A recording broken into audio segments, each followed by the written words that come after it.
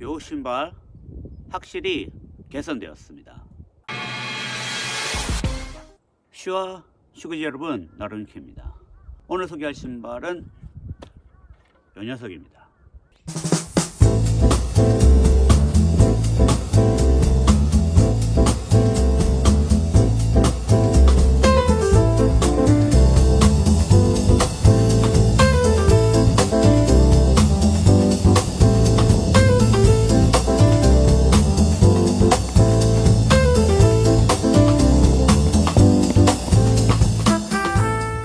디스클레이머입니다. 이 신발은 네이버 브랜드 스토어에서 제공받았습니다. 하지만 리뷰는 100% 제 견해입니다. 어떠한 첨삭 요청, 금전적인 지원 없었음을 알려드립니다.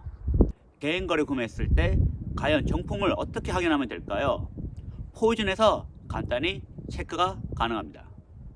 플레이스토어나 애플스토어에서 포이즌 앱을 까시고 이 신발 사진 몇 장 찍으시면 금방 됩니다.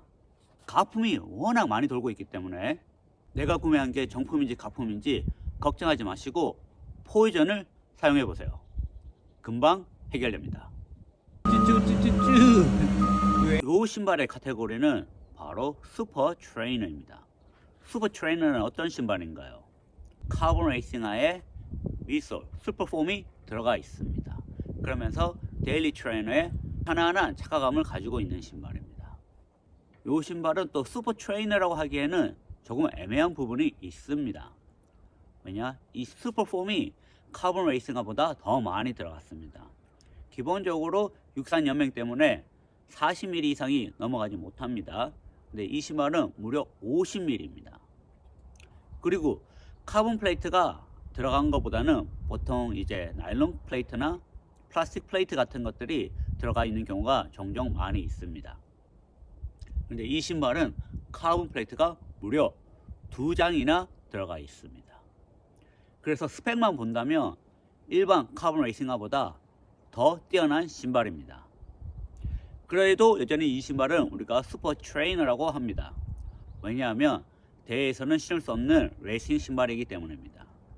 오히려 이 신발은 슈퍼 트레이너이지만 카본 레이싱화보다 좀 더 과한 신발이라고 보시면 됩니다. 맥스 레이싱화라고 해야 될까요?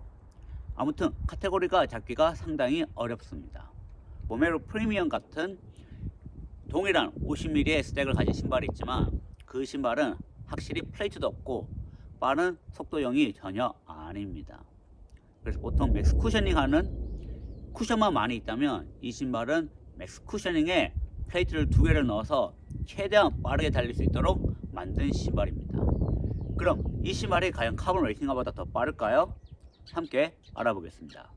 먼저 간단하게 스펙을 보자면 어퍼는 스트롱으로 되어 있습니다. 이 스트롱 니트 어퍼, 니트 어퍼 하면 보통 우리가 양말 신는 느낌이 들면서 좀 더 쫀쫀하면서 살짝 탄성이 있는 소재를 생각합니다. 그렇지만 이 신발에 들어간 프라임 스트롱은 전혀 다른 소재입니다. 신축성이 전혀 없다고 보시면 됩니다. 그래서 생김새와 다르게 느낌이 다릅니다. 발을 꽉 감싸는 느낌도 없고 전혀 신축성이 없습니다. 이거는 일체형으로 되어 있습니다. 안쪽에 패딩은 전혀 없습니다. 힐 쪽에 범퍼 패딩이 살짝 있지만 많지는 않습니다. 옆으로도 아무것도 없는 아무런 패드가 없습니다. 그래서 슈퍼 트레이너라고 또 한다면 뭐랄까 이 레이싱 신발보다는 좀 더 데일리하에 가까운 느낌이 들어야 하는데 이 신발의 어퍼는 레이싱하에 최적화되어 있습니다. 발을 감싸는 좀 푸근한 착화감이랑은 거리가 상당히 멉니다. 아무래도 무게를 줄이고자 이렇게 한 것 같습니다. 힐 패딩도 보시다시피 전혀 잡아주는 게 없습니다. 이러다 보니 어퍼는 확실히 데일리 트레이너보다는 레이싱화에 가깝습니다. 자, 이 신발의 미솔, 와, 라이트스트라이크 프로가 무려 50mm나 들어갔습니다. 힐 드롭은 10mm로 앞쪽은 40mm입니다. 포풋이 40mm라면 야, 이만한 신발 사실 없다고 보시면 됩니다. 그래서 앞으로 치고 나갈 때 이 쿠션감 정말 뛰어납니다. 4풋 스트라이크 하시면 이 신발의 쿠션감을 확실히 느낄 수 있습니다. 물론 힐 스트라이크 하셔도 이 신발의 쿠션을 제대로 느낄 수 있습니다. 50mm나 되는 라이트 스트라이크 프로가 들어갔기 때문입니다. 그 사이에 플레이트가 두 장이 들어갔다고 했죠. 아래쪽은 에너지 라드, 발가락 모양의 라드가 들어가 있고, 위쪽은 플레이트가 전장으로 플레이트가 들어가 있습니다. 그래서 이 쿠션도 엄청 두껍고 플레이트가 두 개가 들어갔다 보니까 사실 느린 페이스에서는 이 튕겨주는 느낌이 엄청 강하지는 않습니다. 물론 일반 슈퍼 트레이너나 카보나만큼 이 쿠션감을 느낄 수는 있지만, 반발력도 느낄 수가 있지만, 이 신발 같은 경우는 사실 느린 페이스보다는 빠른 페이스에서 훨씬 더 효과를 발휘하는 신발입니다. 뭐 조깅을 했을 때도 여전히 페이스가 빨라지지만 진짜 힘차게 케이던스 러너보다는 파워 주법 러너, 파워 스트라이드형 러너에게 적합한 신발입니다. 빠르게 치고 나갈 때 이 신발의 반발력은 어마무시합니다. 스트라이드나 이런 러닝 파드로 본인의 스트라이드를 재어보시면 확실히 보폭이 늘어나는 것을 누구나 느낄 수 있습니다. 치고 튕겨주는 느낌이 정말 어마무시합니다. 더구나 이 신발의 락커는 매우 공격적입니다. 개인적으로는 조금 더 유연했으면 좋겠는데, 왜냐하면 발구름이 그렇게 편안한 스타일은 아닙니다. 물론 락커가 있고 앞에 뻣뻣하지만 워낙 공격적이기 때문에 느린 페이스보다는 확실히 빠른 페이스, 특히 4풋으로 달릴 때 이 락커의 지오메트리를 확실히 느낄 수 있습니다. 그래서 느린 페이스에서 느낌은 그렇게 부드럽지는 않았습니다. 무엇보다도 빠른 페이스에서 탄성은 현존하는 카본 레이싱화를 다 헐쩍 넘깁니다.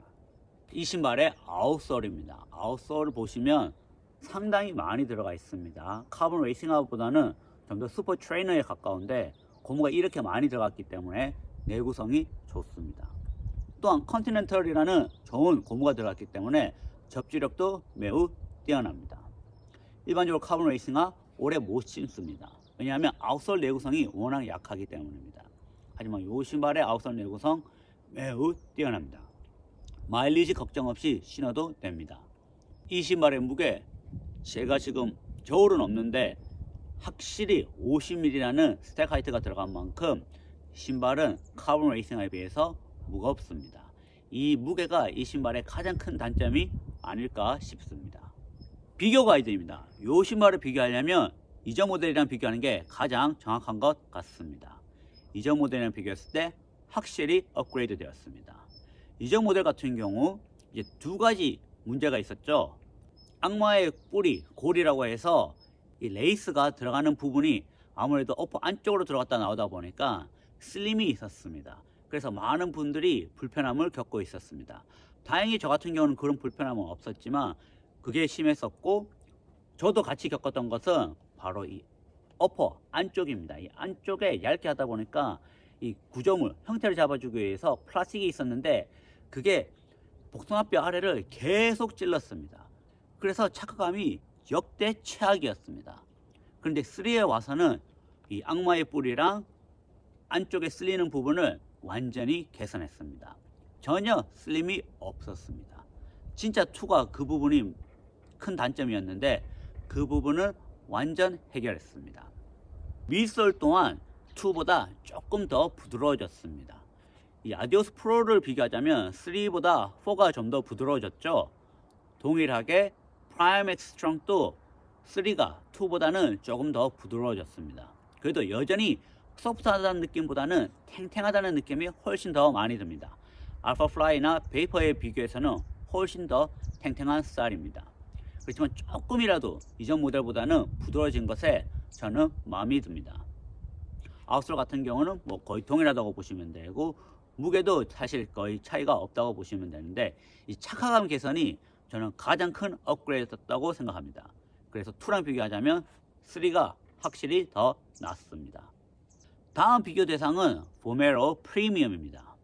보메로 프리미엄도 50mm 스택 하이트, 요 신발도 50mm 스택 하이트를 가지고 있습니다. 가격대도 둘 다 30만원대 거의 비슷합니다. 둘 다 또 슈퍼 트레이너라고 할 수도 있지만 사실상 두 신발을 비교했을 때 느낌이 많이 다릅니다. 보메로 프리미엄은 그냥 맥스 쿠셔나입니다. 절대로 그 신발 신고 스피드가 나오지 않습니다. 무게도 무겁습니다. 반면 이 신발은 무게도 무겁고 50mm 스택 하이트를 가지고 있지만 플레이트가 두 개나 들어갔고 이 튕겨주는 느낌이 훨씬 더 낫습니다. 조깅 페이스에서는 보메로 프리미엄이 편했고 빠른 페이스에서는 이 신발이 훨씬 더 편했습니다. 그래서 보메로 프리미엄은 맥스 쿠션 하라고 보시면 되고 이 신발은 맥스 쿠션 레이싱 하라고 보시면 됩니다. 느낌, 사용 용도가 완전히 다릅니다. 그래서 어퍼의 착화감은 확실히 보메로 프리미엄이 더 편하고 낫습니다.